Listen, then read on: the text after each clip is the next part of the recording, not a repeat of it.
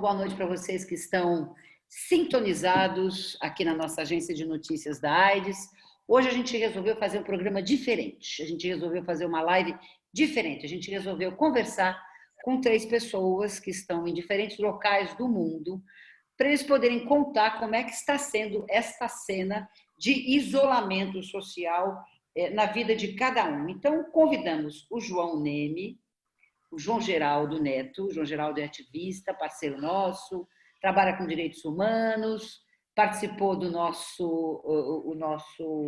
fizemos com ele um documentário, YouTubers e HIV, e ele está lá na Alemanha. Tudo bem, João Geraldo? Como vai? Para Tudo bem, Rosê? mim aqui, boa noite para você. Aqui é bom dia, né? Já é 2 da manhã já tá bem cedo, na verdade, né? Eu tô numa cidadezinha no interior da Alemanha chamada Bad Belzig, é uma vila, na verdade, fica a 90 quilômetros de Berlim. Sei. A gente volta a falar como é que está sendo a sua vida aí também. Conosco também a Fabi Mesquita, que está lá em Mianmar. Ei, Fabi, muito para mim aqui é boa noite para você. Aqui é bom dia, Mingalabar, como se fala por aqui. Fabi está aí há quanto tempo? Eu tô aqui há 1 ano e 2 meses, mais ou menos. E também nessa nossa conversa, o João Neme. O João é professor da Universidade de Colômbia, a Fabi é jornalista, também ativista de direitos humanos. Daqui a pouco, no decorrer da nossa conversa, eles vão estar se apresentando, falando um pouquinho mais do trabalho de cada um. E também conosco o João Neme, que é professor da Universidade de Colômbia, é escritor. Ei, João, muito boa noite, tudo bem com você? Ordem, boa noite. Aqui, boa noite mesmo.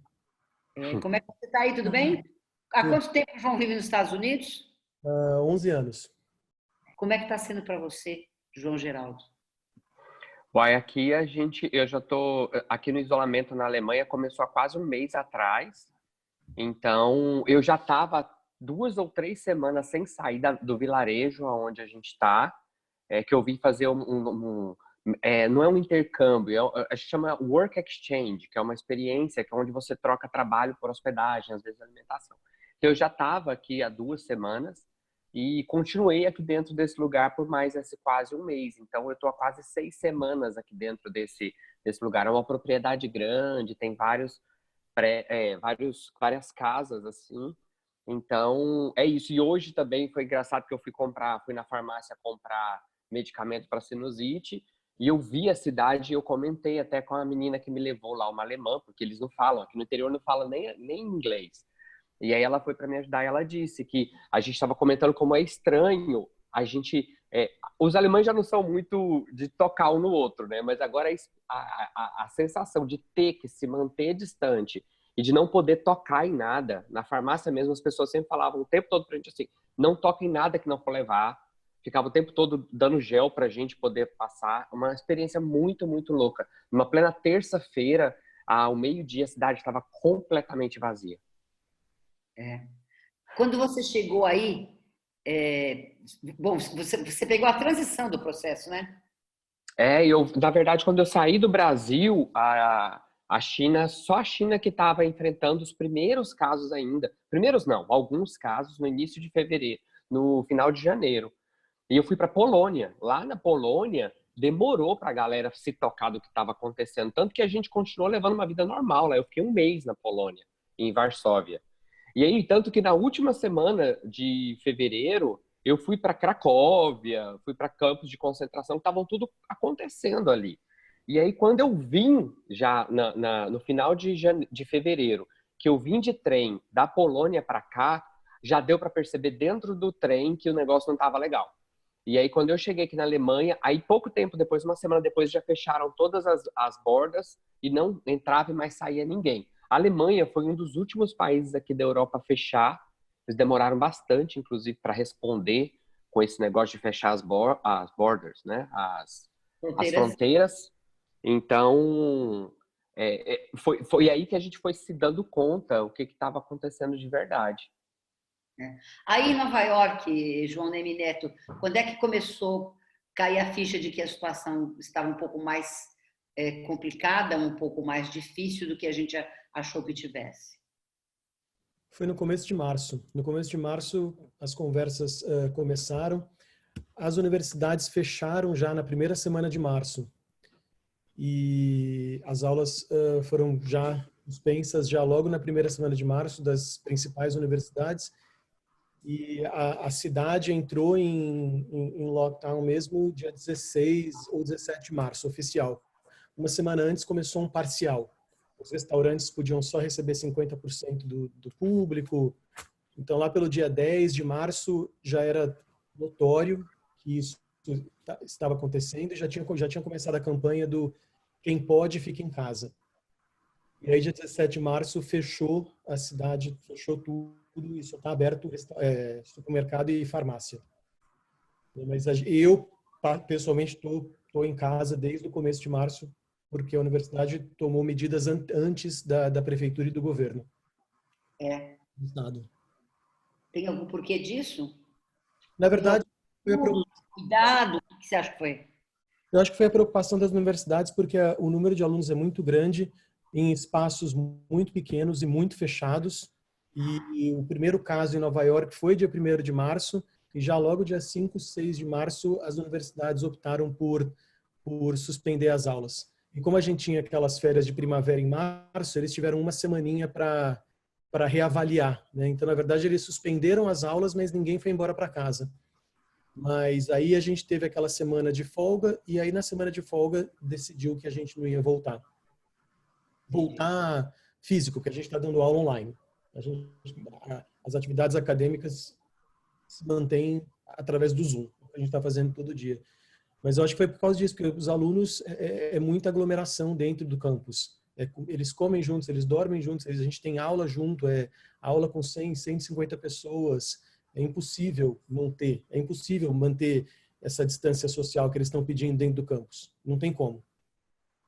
Nas salas de aula não tem janela, então acho que foi uma medida preventiva mesmo. Sem dúvida, sem dúvida, sem dúvida. Fabi, tudo bem, Fabi? Por aí, Tudo bom, querida? Quando é que a ficha começou a cair? Porque a gente Aqui demora, caiu cedo, né? a gente demora para a ficha cair, né? A gente, né? É assim, na Ásia, a gente já tem alguma experiência com epidemias, né? A gente teve, inclusive, uma amiga minha postou uma piada no Instagram, falando assim, ai, que saudade da Indonésia, aquele tempo que era bom, a gente só precisava se preocupar com ataque à bomba, a gente só precisava se preocupar com tsunami, vulcão e terremoto, e era tudo tão tranquilo, a gente só tinha gripe suína, gripe aviária, que bons tempos que eram aqueles, né? Eu tô há 1 ano e 2 meses, mais ou menos, em Mianmar, mas eu moro fora já há muito tempo, no total são mais de 10 anos vivendo entre Ásia e Europa, principalmente Ásia, e a gente já passou por muitas coisas, né? E muitas experiências. Eu experimentei a questão mesmo do tsunami, eu fui voluntária quando teve o vulcão em Jogjakarta, a erupção vulcânica, eu fui voluntária lá com a Cruz Vermelha, então assim, eu já tive muitas experiências, mas nada que se compare ao que a gente está vivendo agora. Mas a Ásia tem um pouco de experiência no sentido de enfrentar outras epidemias, né? Então, por exemplo, a gente teve H1N1, a gente teve a SARS, a gente teve a gripe aviária. Na época da gripe aviária, eu morava na Indonésia e eu lembro que era muito tenso, porque era no ar, e era no ar mesmo. Então, eu lembro que a gente tinha orientação de ir no supermercado, não passar perto do frigorífico, onde ficavam os frangos congelados, porque você podia aspirar alguma coisa só de passar perto do frango. Então, assim, a gente tem uma certa experiência aqui na Ásia. Então, não foi um pânico imediato, mas todo mundo já sabe que o cuidado tem que ser muito rápido. E Mianmar tem fronteiras com a China. A gente tem bordas, né? A gente compartilha uma parte da fronteira com a China. E a gente foi direto de Wuhan. Eu queria, inclusive, que o Rafael, eu não sei se a gente consegue agora, mas que o Rafael colocasse o mapa, só para a gente dar uma olhada, eu não sei se você consegue ver também, mas... lá, tá vendo? Olha, então tá. Myanmar é vizinho de Bangladesh, da Índia, da China, do Laos, da Tailândia, né? Sim, exatamente. E essa proximidade com a China? Então, a gente tem muitos trabalhadores aqui que são chineses, né? Inclusive, tem uma boa parte da população de Myanmar que é birmanesa chinesa.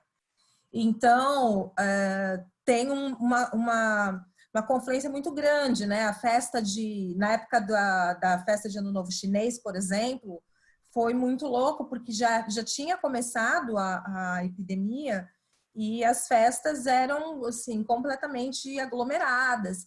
Mas a primeira coisa que o governo fez foi proibir os voos de Wuhan para cá. Primeiro de Wuhan, né? Da cidade. Tinha voo direto da cidade, que começou a epidemia, e aí eles começaram a fechar todos os outros voos.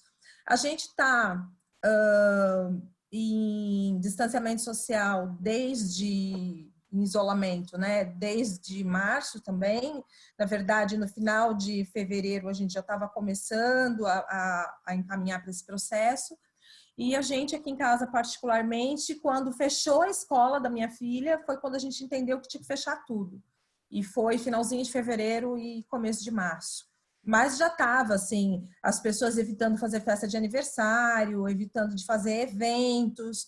Então, aqui foi uma coisa progressiva. Então, primeiro fecharam os voos da China, daí começou um pouco de distanciamento social, daí foi para o isolamento social e agora a gente está em lockdown. Então, assim, é importante vou falar rapidamente, eu não sei se todo mundo que está assistindo a live sabe a diferença. Quarentena é quando a pessoa que está infectada fica um período realmente fechada, isolada, para não espalhar o vírus, né? Isso é a quarentena, é a pessoa que está infectada.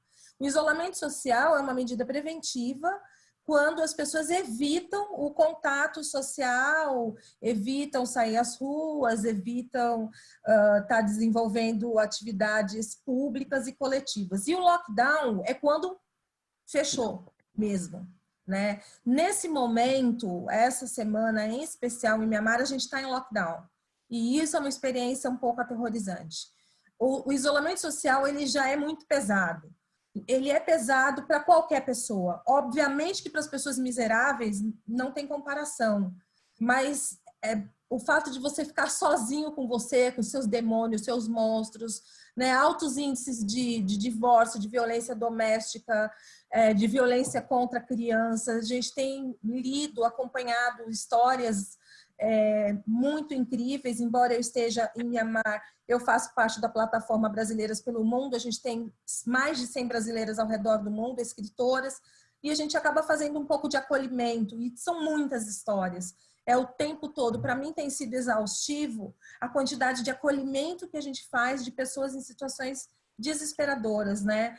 E aqui, em especial, a gente saiu de uma ditadura recente em Myanmar. Então, tudo é muito militarizado, tudo é muito rígido, sabe? Não tem jeitinho brasileiro, não tem flexibilidade. E existe um feriado longo chamado Chinjan, equivalente ao Songkran da Tailândia, é o Ano Novo, né, birmanês. É um período muito importante, é o feriado mais importante de Myanmar. As pessoas vão às ruas com baldes de água, mangueira, revolvinho de água, pistola de água, jogam água umas nas outras e essa água abençoa, purifica, tem todo um significado. Mesmo dentro das Nações Unidas, as pessoas fazem guerrinha de pistolinha e é uma coisa assim super bonita.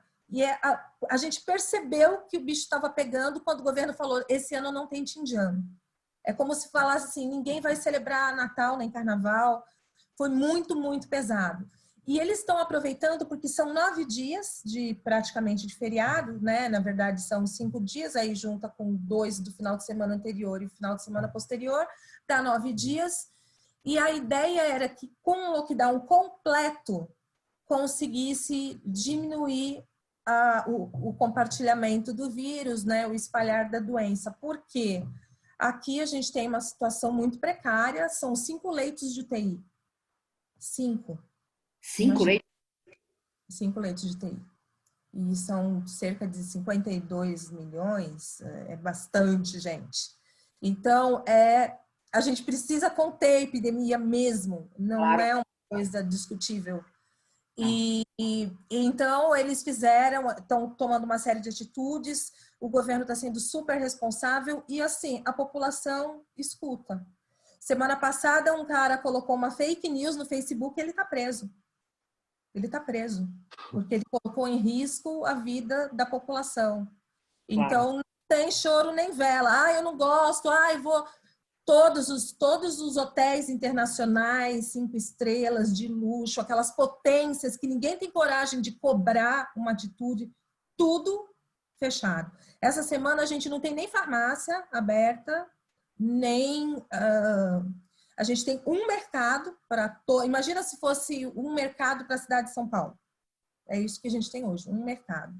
Vou voltar a falar com você. Você tem que comprovar que você está indo no mercado. Isso deixou muito claro de que maneira quem é que está sendo afetado por essa epidemia, de que maneira que a cidade responde. Então, isso mostra desproporcional, que é o que eles têm discutido muito agora, as discrepâncias raciais de que a população negra e latina são os mais afetados pela epidemia nos Estados Unidos, de maneira geral, e aqui especialmente.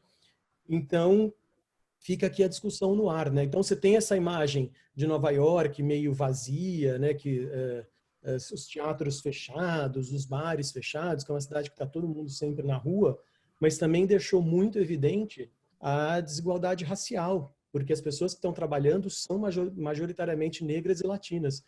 Então eu venho de uma posição de muito privilégio. Eu estou na universidade, eu moro no campus, eu tenho um apartamento, eu tenho serviço fornecido pela universidade. Eu tenho hospital, eu tenho tudo isso garantido para mim.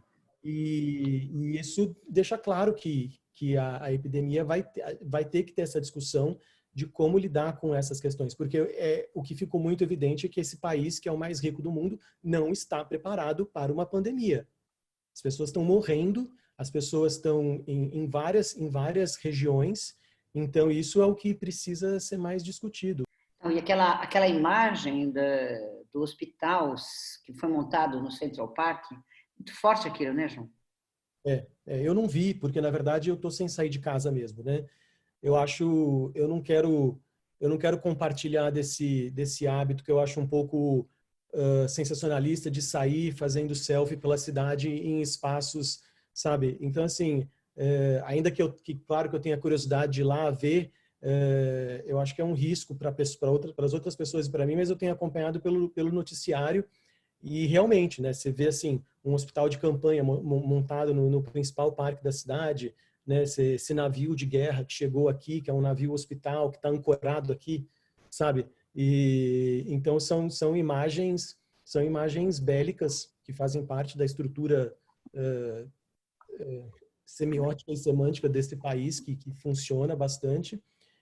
E isso é muito assustador mesmo. São imagens que assustam, né? Porque aqui em Nova York foi de 14 de março tinha 1.500 casos, hoje são 125 mil. Então, assim, a doença está circulando ainda, né? E vai continuar circulando, porque é uma cidade com muita gente. Com muita gente. E muito desigual, como você falou. Não, e é muito desigual. É que as imagens que a fantasia que Nova York vende não é a fantasia da desigualdade, né? Não. Porque quando mostrou os números, deixou bem claro, por exemplo, o bairro que eu moro é um dos bairros com menos números de casos, né? Por quê? Porque o campus está vazio. Não tem, os alunos foram embora. Então, quantos alunos tem em Colômbia, mais ou menos, tem essa informação? Não, mas contando todos, mestrado, graduação, é mais de 30 mil. Contando de primeiro ano a doutorado. Então, agora, e são os bairros mais afastados, que são os bairros onde são mais atingidos, é onde tem menos hospital. Então, são todas essas questões que precisam ser discutidas aqui. O João Geraldo Neto, dentro da realidade de Mianmar e de Nova York, você está tranquilo aí. Nossa, a Alemanha está no outro extremo, assim, de Mianmar.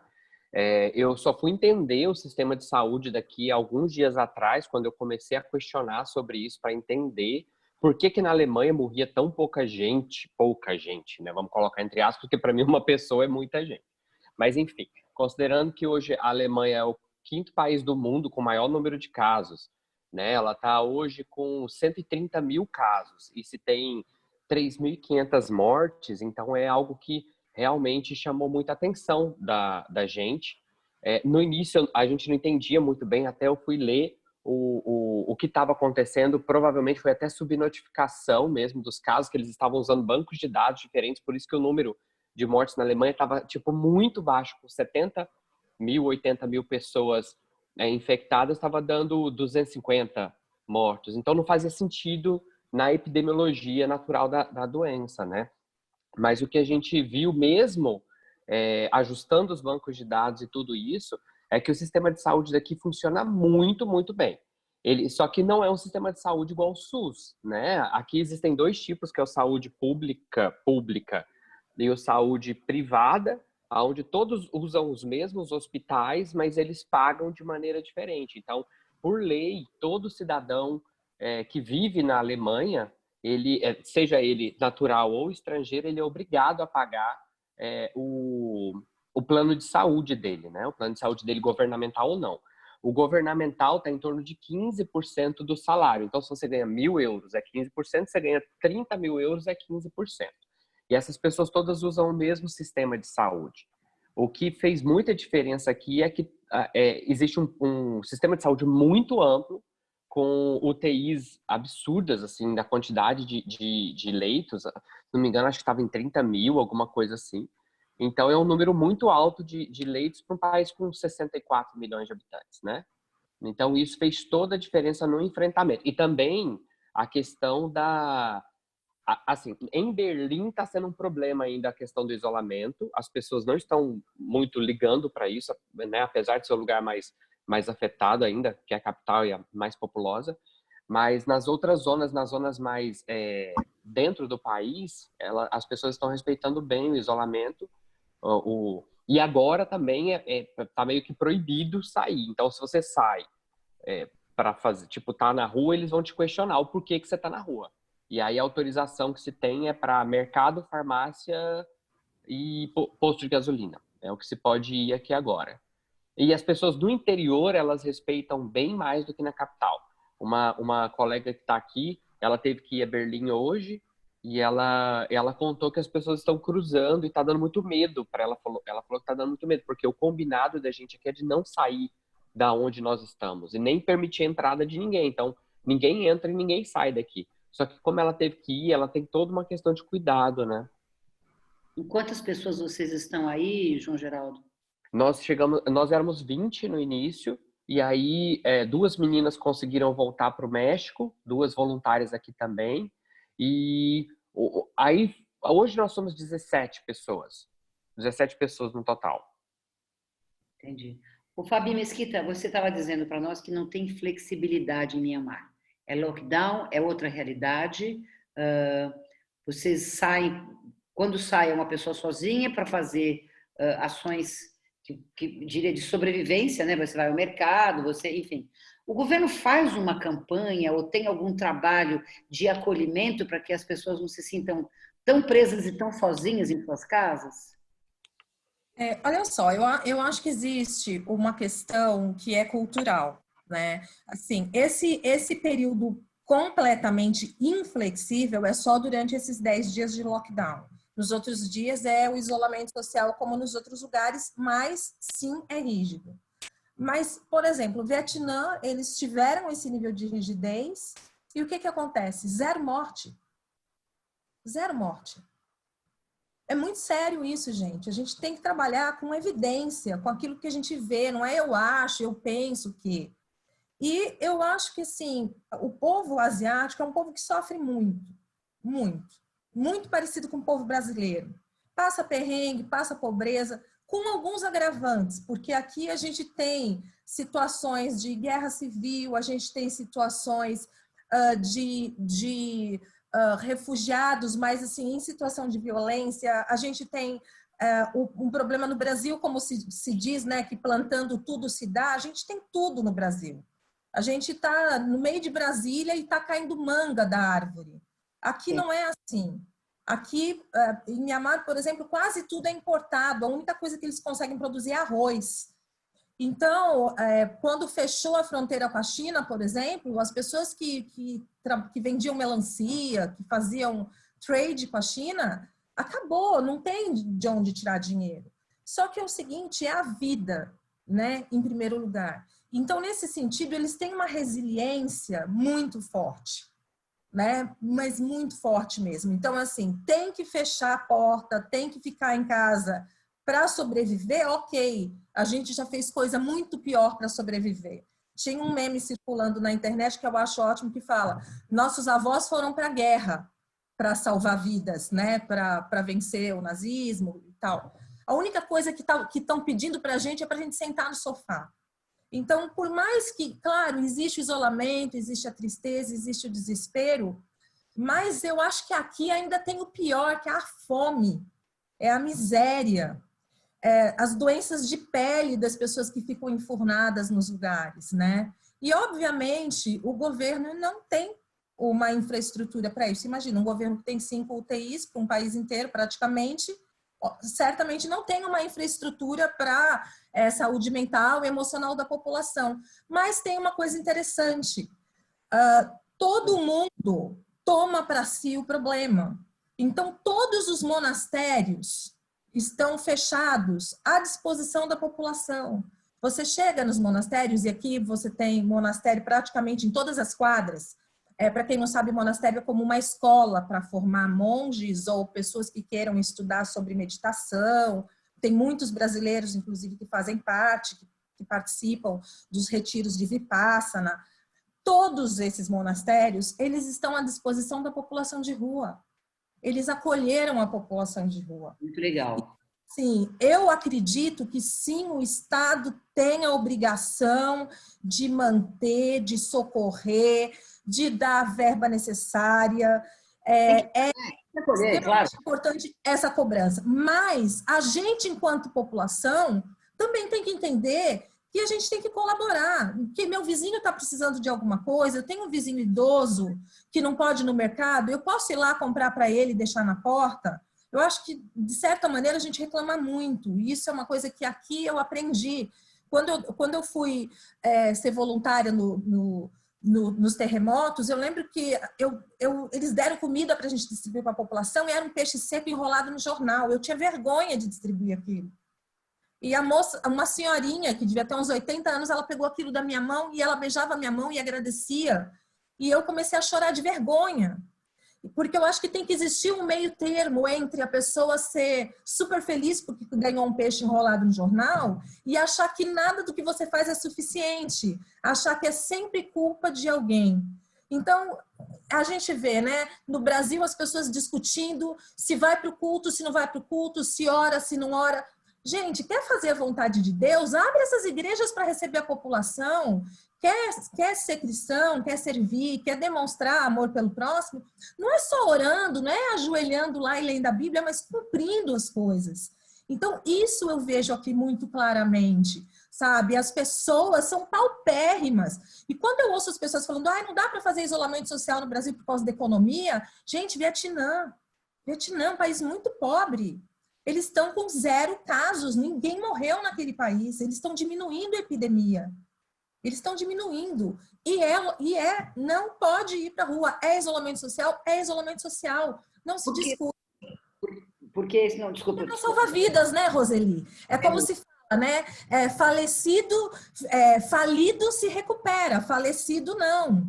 Falecido não, sem dúvida. O Brasil é um país rico. A gente tem como fazer o isolamento social e cobrar do governo uma postura de apoio à população e cobrar também da população uma postura solidária. Claro, sem dúvida. Consciência, né? Sim, é um momento, né? Eu acho que é um momento de grande oportunidade. Escuta, me chamou a atenção por que em Mianmar tem UTIs? Como é o sistema público aí? De saúde? Como é o sistema de saúde? Não, aqui não tem nada, gente. as pessoas, elas não tem nada gratuito, né? Não existe nada disponível para a população. É realmente assim, não existe um SUS. A gente reclama das filas, das dificuldades, mas o SUS é uma maravilha. A gente tem que defender para que melhore. Não está ótimo, está perfeito? Não está ótimo, não está perfeito. Mas, gente, o SUS é uma maravilha. Acho que o João Neme pode falar também a dificuldade, uma das coisas, um dos problemas dos Estados Unidos é isso, as pessoas não têm esse acesso. E aqui também. Agora, tem uma coisa interessante, a gente que é estrangeiro e que está aqui, e a gente tem uma condição de classe dominante. O estrangeiro que vive aqui acaba tendo uma posição absolutamente privilegiada, mas aqui o controle é muito rígido, político e social. Então, o governo não autorizou nenhum hospital particular ou internacional a cuidar dos casos de coronavírus.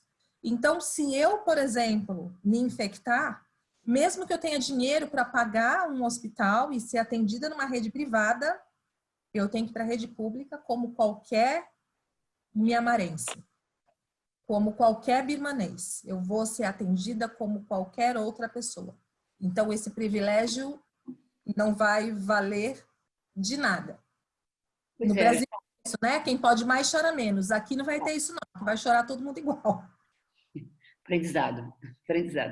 O João Neme, então, a situação, você trouxe um pouco para nós a situação em Nova York, você falou um pouco das dificuldades, da clareza que ficou a falta de equilíbrio entre a riqueza e a pobreza, porque a gente sempre vê uma Nova York rica, né? Uma Nova York para cima, uma Nova York dos shows, uma Nova York da Broadway, uma Nova York das compras, e tem uma outra Nova York aí que mostra como é difícil viver numa cidade onde tudo isso não é verdade, porque na realidade é isso que a pandemia está mostrando, né? Tem uma outra Nova York aí. A questão da saúde, como faz as pessoas que não têm como pagar em Nova York e nos Estados Unidos e contraírem aí a Covid-19? Como é que faz?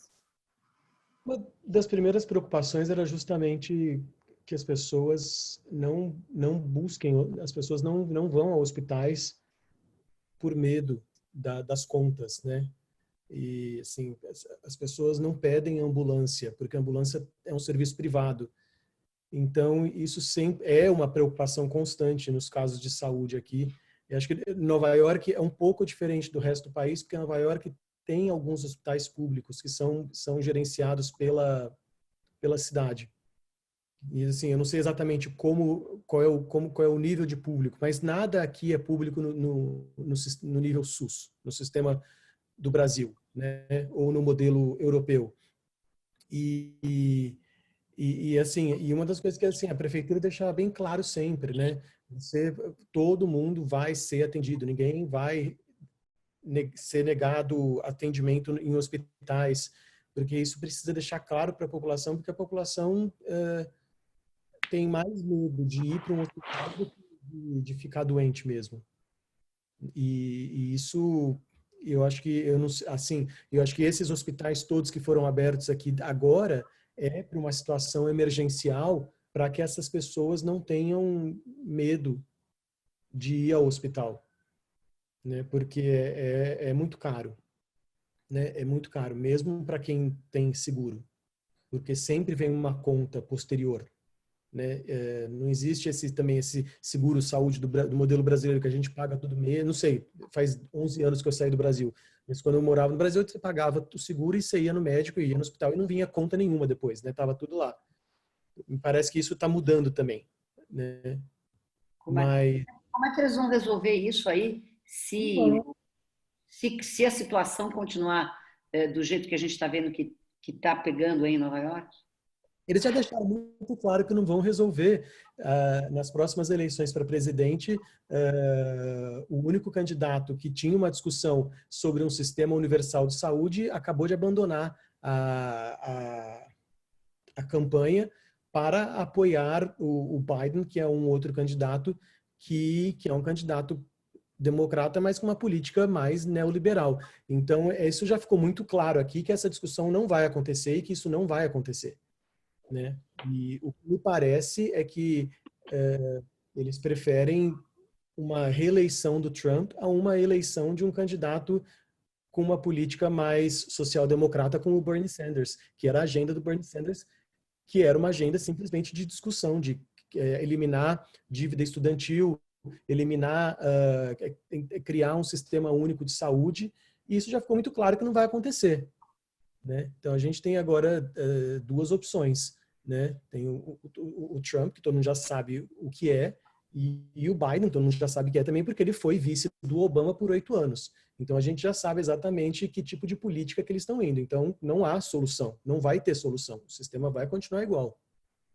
Vocês têm uma similaridade com o momento que o Brasil está atravessando? Vocês têm um Mandetta aí também, não é? Um ministro, não é um ministro, é o conselheiro do presidente, que fala uma coisa, o presidente fala outra em relação à pandemia, aí ele volta atrás, quer dizer, também tem uma situação meio esquisita aí, né? Uma situação, na verdade, é bem parecido, né? Porque o médico fala como um médico, como um cientista, aí o presidente refuta, aí o médico pede desculpa porque não foi isso que ele quis dizer.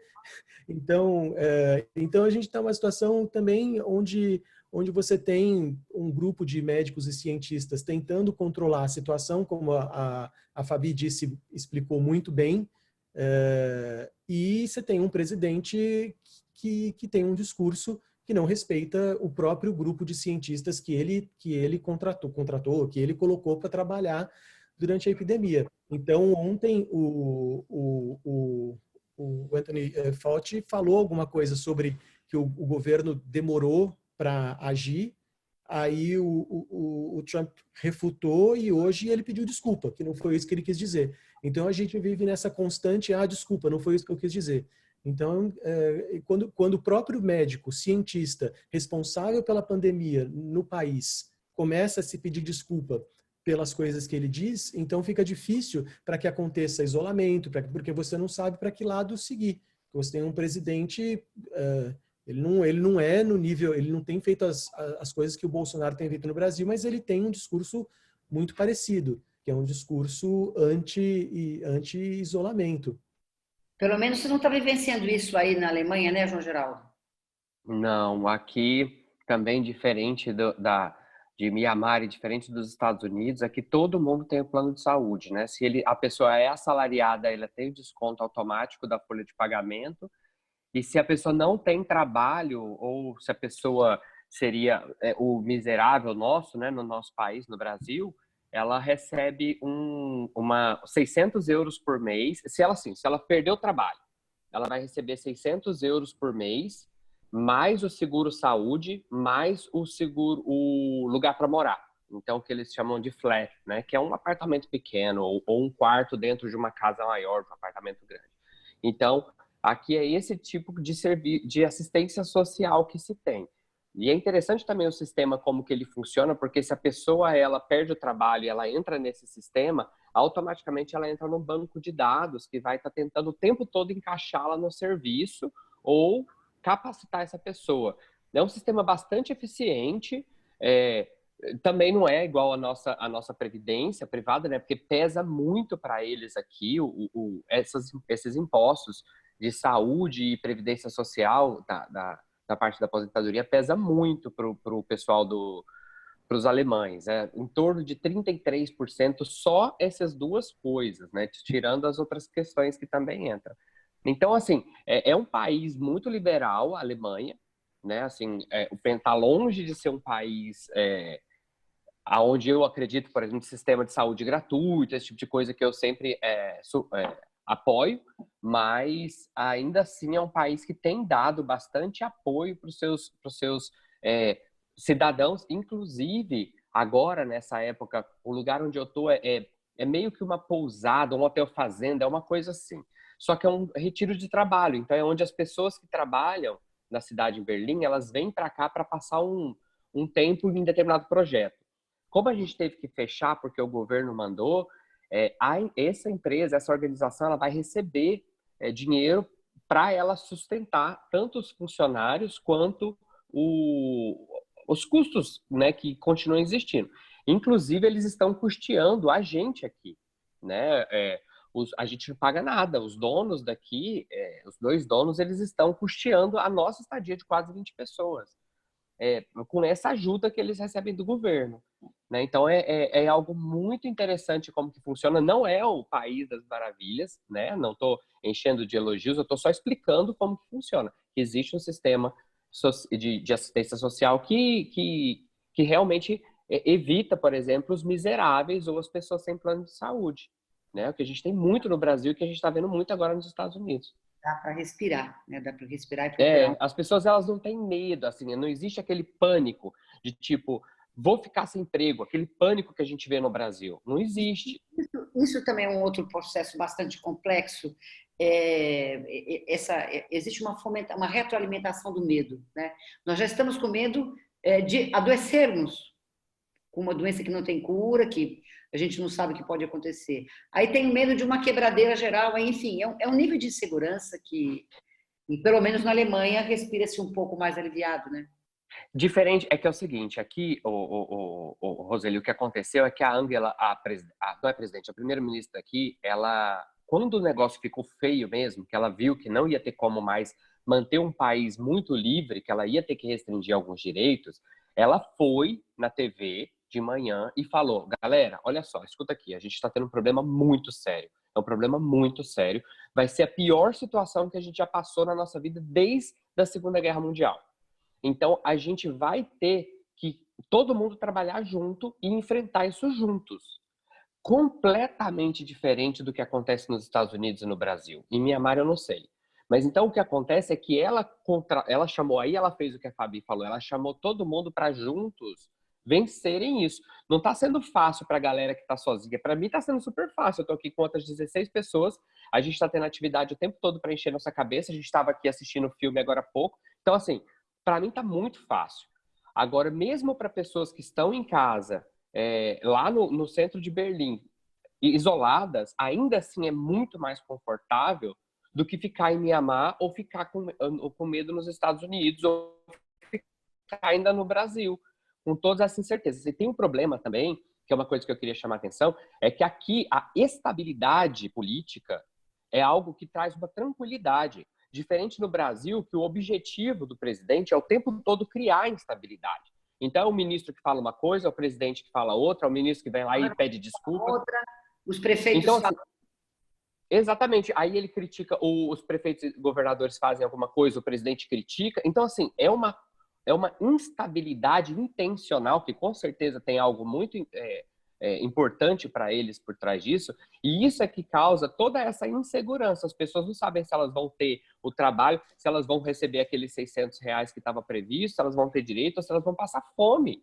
Porque as pessoas no Brasil, de fato, elas trabalham de manhã para comprar jantar à noite. É diferente, né? É diferente aqui da Alemanha, que as pessoas têm certeza. Um colega meu aqui, que está aqui, ele é designer, e ele perdeu os trabalhos dele, os jobs dele.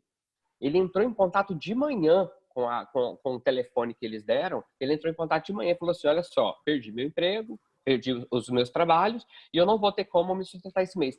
Roseli, em 3 horas, eles depositaram €600 na conta dele e questionaram com relação ao lugar dele ficar e o plano de saúde. Então, assim, por esse período ele vai ter seguro. Então, entende? É uma diferença abissal quando a gente olha as realidades de outros lugares. Nós demoramos 2 semanas aqui do Brasil para que a equipe econômica pudesse aparecer e dar algum norte, né? Qual a grande lição que esse vírus está trazendo para todos nós nesse momento, hein, João? Eu a pior pessoa para responder. Eu não sou um otimista. Eu concordo com tudo que a Fabi falou, eu só não acredito. Eu não tenho nenhuma esperança. Eu acho que a pandemia ressalta as nossas desigualdades. Eu acho que a pandemia assusta algumas pessoas, mas eu também acho que tudo volta ao normal. A gente teria que reformular a maneira como a gente se relaciona com o consumo, a maneira como a gente se relaciona com os outros. Então, Eu, assim, desculpa, infelizmente, eu não tenho nada de bom para dizer porque eu não acredito no ser humano, eu não acho que existe possibilidade de mudança, eu acho que a gente vive uma sociedade destrutiva, consumista, e eu acho que essa pandemia ainda não foi o suficiente. Eu acredito no apocalipse zumbi, eu acho que esse sim traria algum tipo de mudança. E eu não falo, eu falo sério, eu falo ironicamente no apocalipse zumbi, mas eu falo sério porque eu acho que uma única possibilidade de mudança mesmo é um extermínio em massa, né? Porque a gente está há séculos. Quantos bilhões somos e quantos bilhões de pessoas não passam fome, não conseguem se locomover todos os dias?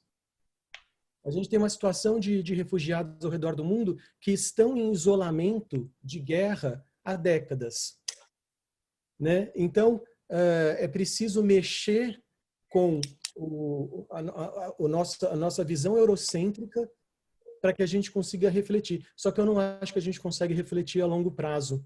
Eu acho que as pessoas estão mais ansiosas com voltar à rotina do que... Ainda que eu concorde com tudo que você disse, Fabi, concordo mesmo, de coração, mas não vejo mudança.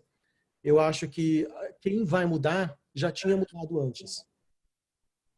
E eu acho que a gente vai retomar a esse processo que é um processo consumista e destrutivo. Então, desculpa. Eu sempre falo que se existe de fato um Deus que criou a humanidade e ele deu livre-arbítrio, ele deve ter se arrependido, porque realmente a gente fez muita coisa errada. Eu acho que a gente destruiu tudo, a gente se rendeu. Eu sou um estrategista de marketing, mas eu entendo o malefício que o consumismo faz na vida da gente e no que a gente faz por causa de dinheiro. Então, assim, é isso, né? Eu acho, sinceramente, que a gente não vai aprender nada com a pandemia. Eu acho que ela não tem nada de bom. Assim, eu não consigo ver um lado bom nisso tudo que aconteceu. Apesar de ver as atitudes que estão acontecendo hoje positivas. Eu vejo, por exemplo, quando as pessoas estão se ajudando, eu vejo isso como uma atitude positiva. Mas eu não chego a acreditar que isso vai gerar uma mudança, que vai durar. Não, até porque eu vejo até hoje, na verdade, nos últimos anos, né, existiu as ondas, né, conservadoras e progressistas. Nos últimos anos, a gente tem visto cair as máscaras, de fato, de pessoas que a gente nunca imaginou, pessoas do nosso lado. Eu até brinco que eu tenho familiares que me entregariam para os nazistas da Segunda Guerra Mundial e me mandariam para um campo de concentração lindo, achando que aquilo é a coisa certa a se fazer. E isso não mudou com a pandemia. E eu até acho que não vai mudar, porque essa questão que já foi aflorada nessas pessoas, elas podem, às vezes, mudar alguma coisinha ou outra, mas eu infelizmente, acho que não vai trazer nada de bom para a gente.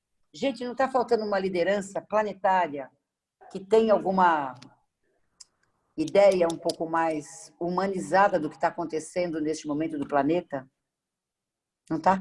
Eu acho, Roseli, eu acho que talvez, mas eu acho que está faltando um momento de cidadania planetária. Nosso também, sabe? Porque voltar um pouco para o sagrado feminino da sororidade, princípio de sororidade. Então, eu tenho visto uma grande oportunidade para a gente repensar todos os nossos valores políticos, econômicos. A gente está aprendendo a viver com menos, consumir menos, né? Essa coisa que a gente fala de Santos, né? Minha cidade, de repente cheio de golfinho na praia, mas nem quando eu era criança tinha golfinho. Então, eu sinto que é uma oportunidade da gente repensar, né, as questões ambientais, as questões sociais, as questões econômicas. Sim, falta uma liderança, sim, falta, mas eu acho que, por outro lado, falta o sentimento de pertinência de cada um de nós, de que se alguém está na rua passando fome, se uma travesti, uma trabalhadora do sexo, uma pessoa em situação de rua, uma criança ou um idoso, essa pessoa está numa situação de vulnerabilidade, eu também estou em situação de vulnerabilidade. E eu acho que essa é a grande lição que esse vírus traz, porque você vê Europa, né, Itália, Espanha, uma população completamente em relação aos países em desenvolvimento, né? São países, entre aspas, privilegiados e não foram poupados, né? Então, como aqui, as pessoas que têm uma situação mais privilegiada e que vão ter que ir para o hospital público. Isso faz a gente colocar no lugar do outro. Quando a gente vê, por exemplo, na Suíça, uma pessoa que vai para a fila e às vezes não é atendida, ou mesmo no Brasil, não vai ser atendido. Você só vai ser atendido se você estiver em estado grave. Se você tiver mais ou menos, mesmo que você tenha dinheiro para pagar a consulta, você não vai. Aí a pessoa fala, nossa, eu fiquei 4 horas esperando para ser atendido. Ah, gente, o pobre fica 4 horas esperando para ser atendido desde que o mundo é mundo. Então, a gente está passando por um exercício de empatia na marra. A gente não aprendeu. Então, eu acho que o universo está fazendo a gente aprender na marra. Ficar na fila como o pobre ficava, ficar sozinho como o idoso ficava, ficar com medo como a criança em situação de rua fica. A gente está experimentando sensações que a gente não experimentava, porque não queria, não porque não existiam, porque sempre existiram. Então, eu acredito particularmente que, para além dessa liderança mundial, eu acho que falta um sentimento de pertinência a cada um de nós, de que eu não vou suportar que uma pessoa passe fome perto de mim, que uma pessoa passe frio, passe medo. Existem 1000 maneiras da gente acolher, 1000 maneiras da gente socorrer, existem coletivos religiosos. O Brasil tem tantas religiões, tantos grupos, né? Toda rua tem uma igrejinha, um centro espírita, um terreiro. Imagina se todo mundo se mobilizasse, e as escolas também, as escolas particulares, as universidades. Então, ter uma posição mais proativa diante dessa pandemia. Eu ia pedir um recado para o Brasil, mas um recado para o mundo em uma palavra só. Compaixão. Hashtag fica em casa. Resistência. Perfeito. Gente, muito obrigada. Foi lindo.